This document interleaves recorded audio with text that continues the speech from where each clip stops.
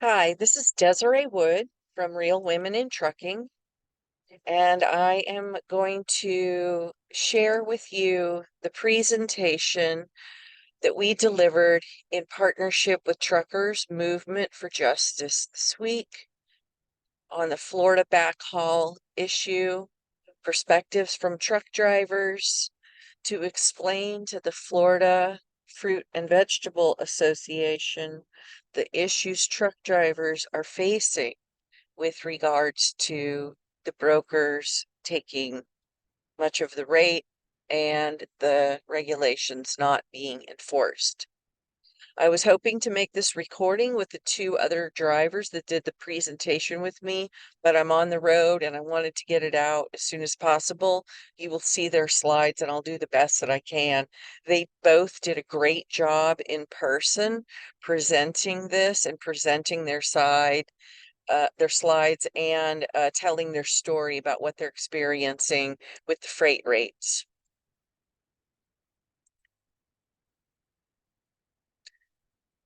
So as I said, the presentation is called Florida Empty Backhauls Perspectives from Truck Drivers. My name is Desiree Wood, and I'm the founder and president of Real Women in Trucking. We are an advocacy organization. We have been around, over 10 years now. Our other organization is Truckers Emergency Assistance Responders. We help drivers who are stranded on the road.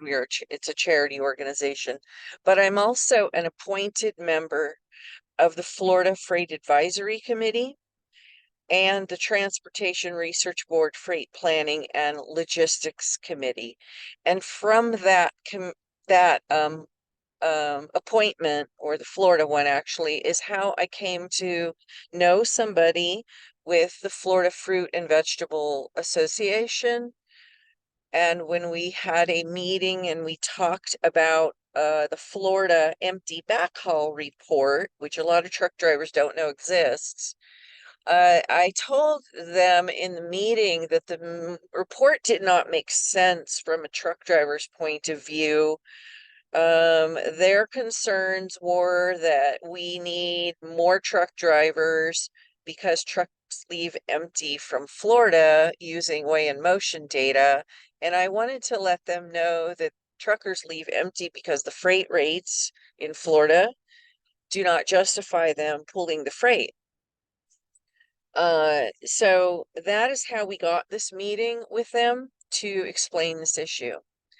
This is Brianna, the other driver that was with me. She did an awesome job. She's an owner operator there and lives around Orlando. And you're going to see some slides that she created to talk about this problem. The third driver that was there is Francisco. And Francisco also did a great job explaining and offered some of his rate cons that you'll see in this presentation. And he, told them that he's trying to remain optimistic and patient, but, he's seeing a lot of people leaving this business and he doesn't want to lose his business. And he looks forward to having a way to all of us work together in the future. So essentially what I told them is the basics. What I talk about at many of my presentations around the country is that trucking is one of the top 10 most dangerous jobs. Truck drivers are not paid for all of their time, and we operate under strict rules that require us parking, but also require us to drive 11 hours a day, a lot of waiting that is unpaid, staging for loads. And of course, they know because they are fruit and vegetable growers, but a lot of people that I talk to don't understand that truck drivers bring something as simple as an apple to their supermarket, and bringing a Washington apple to South Florida can take as long as 4.5, 5 days. So the report in question that I mentioned is called the Florida Truck Empty Backhaul Report. And this report that's in their freight mobility trade plan, and it addressed these three issues. It sought to increase the development of manufacturing industries in the state. It sought to investigate the need for trailer transfer stations to allow drivers to stay within smaller regions and switch overs for longer hauls. And number three, support projects that improve the efficiency of goods movement at the statewide level. The conclusion of the report was that they needed to invest in infrastructure to support industries that would create more outbound freight and thus reduce the empty backhaul movements. But what I found in this report, and you can download it for free if you want to read this report, I think it's not that long compared to government reports. You go to Florida Department of Transportation website and put in truck empty backhaul and it'll come up. It's from 2018, but I think they plan to do it again. And they seem to think that this is a, credible survey. I do not. This other picture here in the lower corner is how they determined that we leave the state empty. They used our weigh in motion data, that when we go over the scale to weigh how much we are, and they collect that data and they can see how much we weigh coming in and how much we weigh going out, and they determine that many of us leave 50% of the time. 50% of the trucks that enter the state leave empty.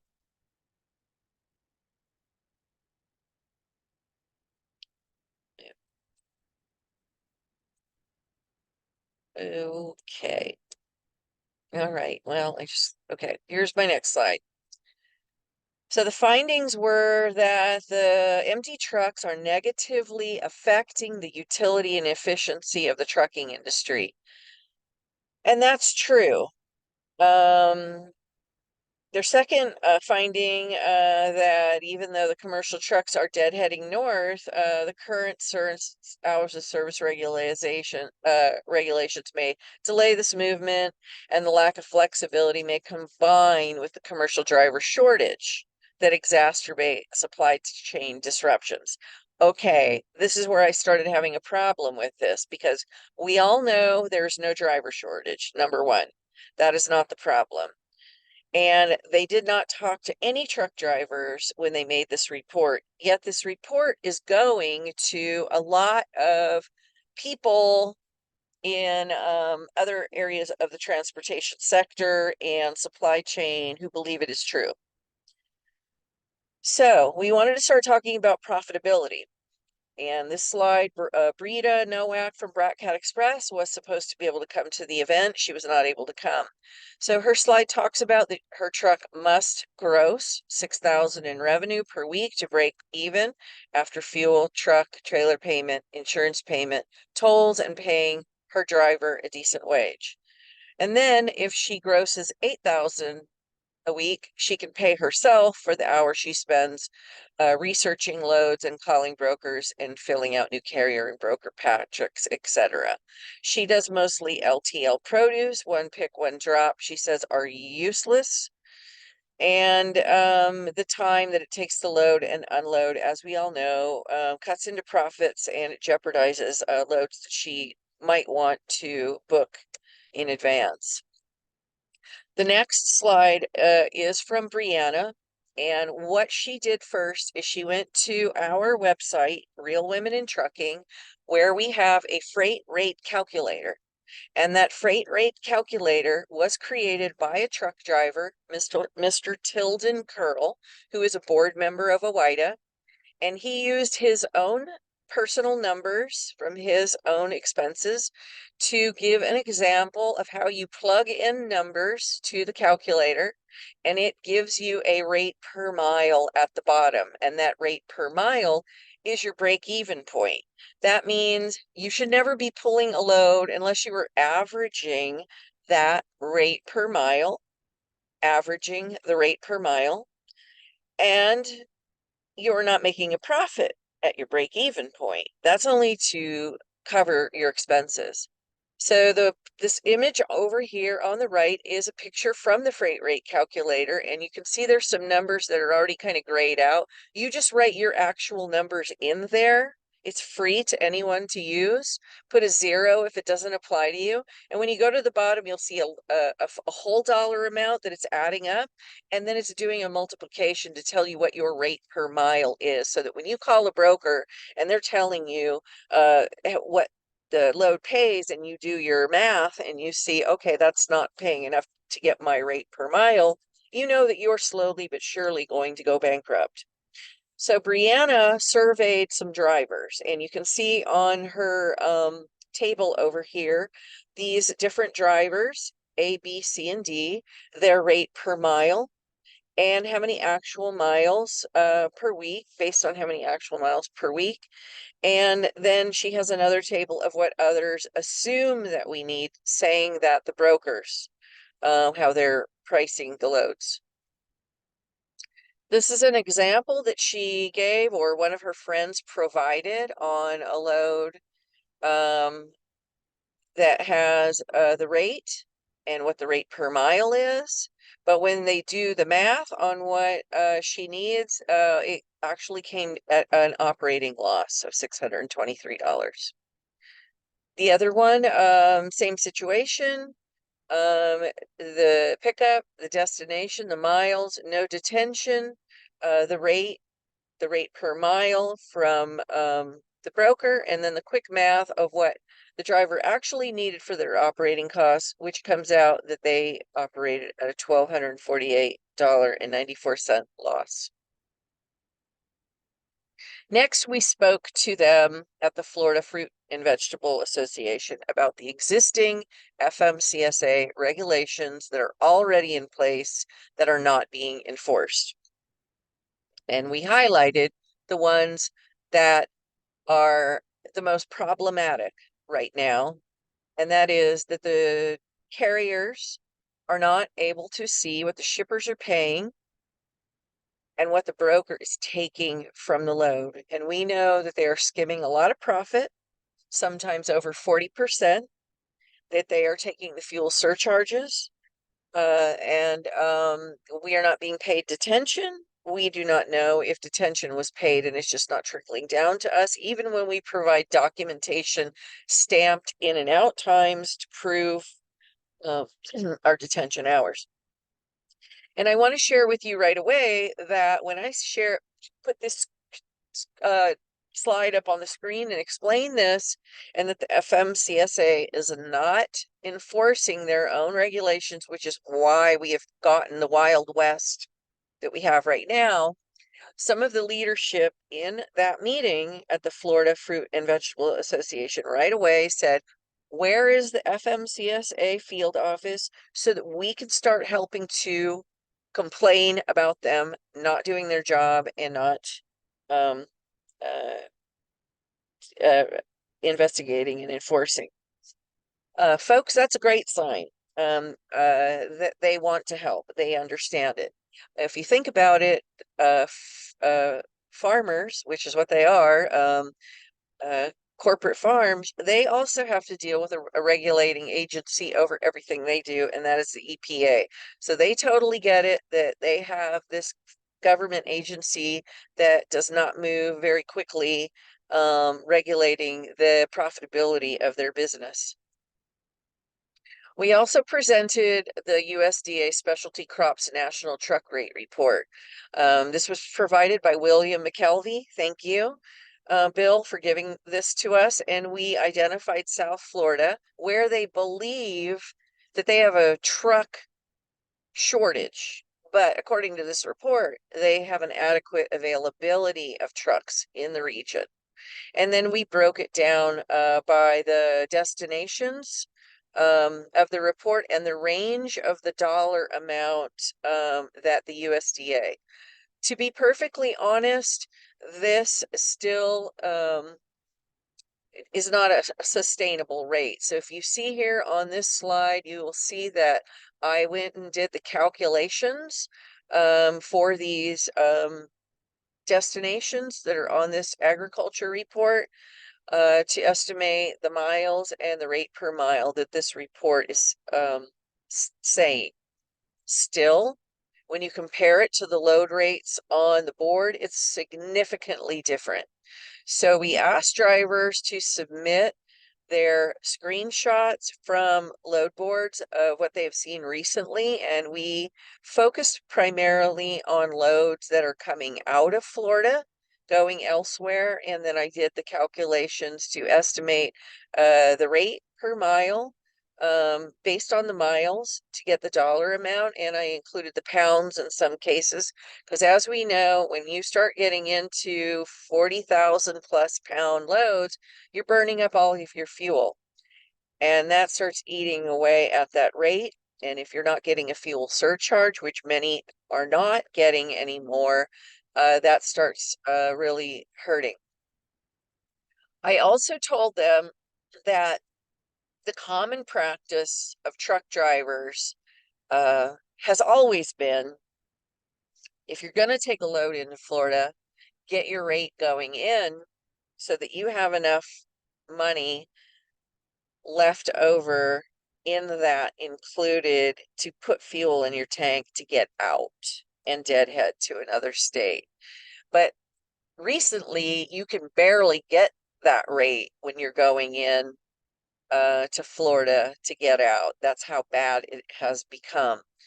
But we did want to show them mostly outbound loads. And so on this slide, as you can see, we showed them these loaded miles only, what the dollar rate was, and they were very much taken aback by this slide. The audience was like, wow, you are going to go out of business. This is not good.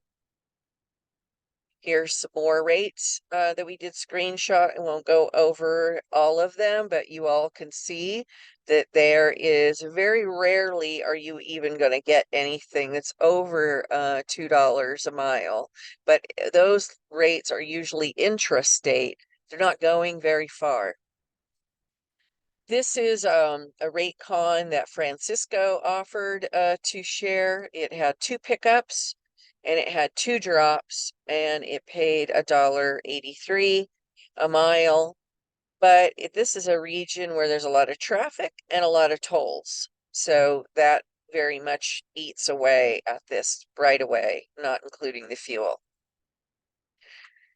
C.H. Robinson, $1.51. So by this time, you know, they got the point of what we were trying to talk about. I also explained to them that in 2016, truck drivers shut down the traffic on Okeechobee Road, which, if you know, South Florida is a very busy area for freight loading. And the reason that they did that was because of the low pay rates, and specifically because of TQL. We did mention TQL, and I want you to know that many people in the audience knew that we were talking about TQL on these rates. But we also told them that there are a lot of other bad brokers and do not load lists that truck drivers share with each other of double brokering outfits, brokers that are not paying the drivers, skimming the loads, and committing all kinds of abuse. I wanted to show this protest because it was one of the few times I've seen a shutdown actually make a difference. Well, I won't say it made a difference. It made the news, and it made nationwide news. I actually found out about this when I was in California. And some of the drivers did get arrested during this event, but they were not causing civil unrest. It was the only way that they had an idea of how they could get people to pay attention to this issue. So this was another slide from Brianna that she provided when a broker accidentally sent her the wrong rate con. She had booked a load for 1,700, and then the broker mistakenly sent her this one for 3,300. 48% of the original price to the broker. So you can see that she had some numbers down here, and I don't really, using the same driver with the same 2 previous loads. that she sewed. So this is sort of the evidence that they are taking over 40% of the load. Going back to the truck empty backhaul. According to the report, these are the factors that are influencing the empty backhaul. And I inserted my opinions into it. So these are not all in the report. These are things that I inserted as well. That this report failed to identify the number of resident truck drivers using data from the Florida Highway Safety and Motor Vehicles Agency. So they could have gotten a hold of the Department of Motor Vehicles in Florida to find out how many truck drivers actually live in South Florida before they assumed that there is a truck driver shortage. That was my point. There is no truck driver shortage. In the bold, Florida resident truck drivers, as a matter of regular business practice, leave the state empty due to low freight rates offered by freight brokers that would ensure their business would go bankrupt if they accepted those rates. And then my other point, the Federal Motor Carrier Safety Administration has failed to enforce broker regulations that are already in place to ensure transparency of what the shippers are paying to move their freight. And then I included that the broker fraud, double brokering, and skimming profit is at an all-time high. So those were my factors that I gave as opinions on this report, that the report did. So our call to action to the Florida Fruit and Vegetable Association members was, we are urging the shippers to be aware of broker fraud, double brokering, and skimming that is affecting the truck drivers nationwide, and especially Florida-based owner-operators who are leaving the state empty to haul freight from other southern states where they can get a better rate. We recommended the creation of a transparent, trusted broker program or pilot program for reliable, qualified, Florida-based owner-operators to form relationships for direct shipper freight. By doing this, it will benefit the Florida economy by investing in Florida-based small business carriers and encourage fewer empty backhauls of truck capacity that the Florida fruit and vegetable growers require to transport their perishable produce. Finally, I wanted to include something about autonomous trucks because during this meeting, that was going to be one of the topics of their conversation. And I wanted to make sure that I told them a few things from the truck drivers' opinions about these autonomous trucks.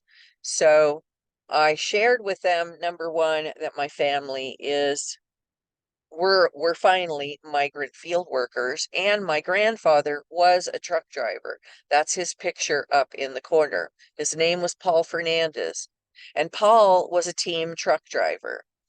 He was killed when his team partner tried to beat the train, leaving my grandmother, a widow with 4 children under the age of 9, in the 1940s, when, you know, it was very difficult to be a single mother, especially a Mexican one.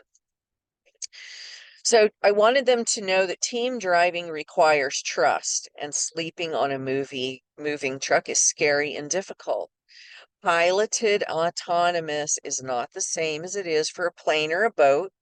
They have open space. We have confined roadways. We have roadways that have a lot of potholes and change of pattern, and you just cannot get sleep.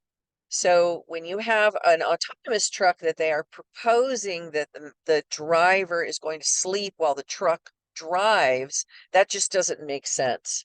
It's not going to happen. A truck driver is not going to be able to get a restful sleep behind a truck that has no driver at the wheel. You can barely get sleep when you do have another driver at the wheel. I wanted to make sure that, we understand that technology is coming, and that truck drivers they're proposing are going to go the way of the stagecoach driver.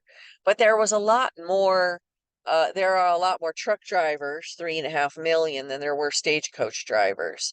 So we really need to think about all of this proposals before everybody just buys onto it. The final mile is the hardest miles. Those are the days that on the pay per mile system, you don't make a lot of money because you're doing a lot of city traffic, you're doing a lot of waiting. So the way that the pay model is right now on the pay per mile system, it has to be modernized for a more hub and spoke final mile type um, job of trucking. I wanted to make sure they understood that manned autonomous or woman in our case still need to stop for fuel, and the driver still needs to go to the bathroom because these trucks do not have a bathroom in them.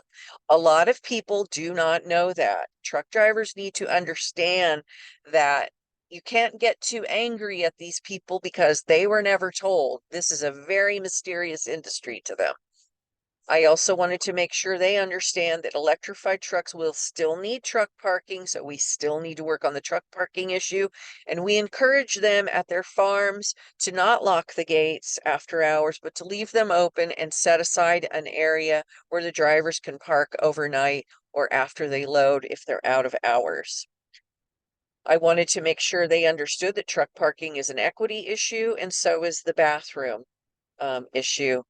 I let them know about the Guaranteeing Overtime for Truckers Act to repeal the FLA exemption on truck drivers that needs co-sponsors. Those are the House bill and the Senate bill.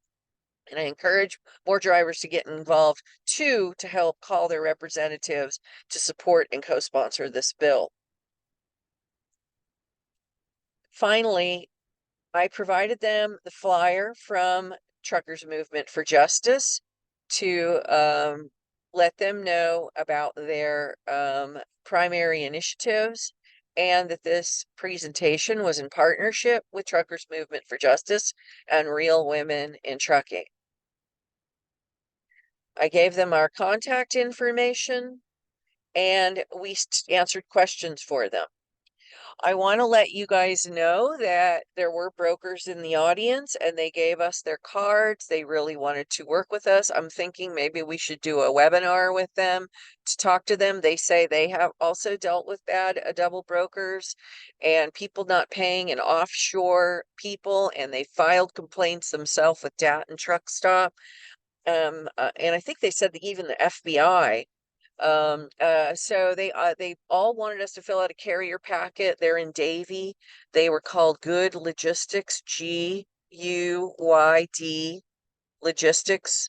And we are going to test working with them the next couple of months. We did get invited to another meeting that will be virtual in January. If you want to get more information about this, you can contact me or Billy at Truckers Movement for Justice. His information is there on the bottom of that flyer right there on the screen.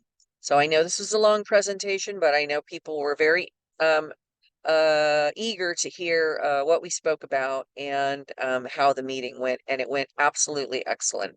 Thank you everyone for helping participate in it, and I will get this up on the YouTube for everybody to see and have access.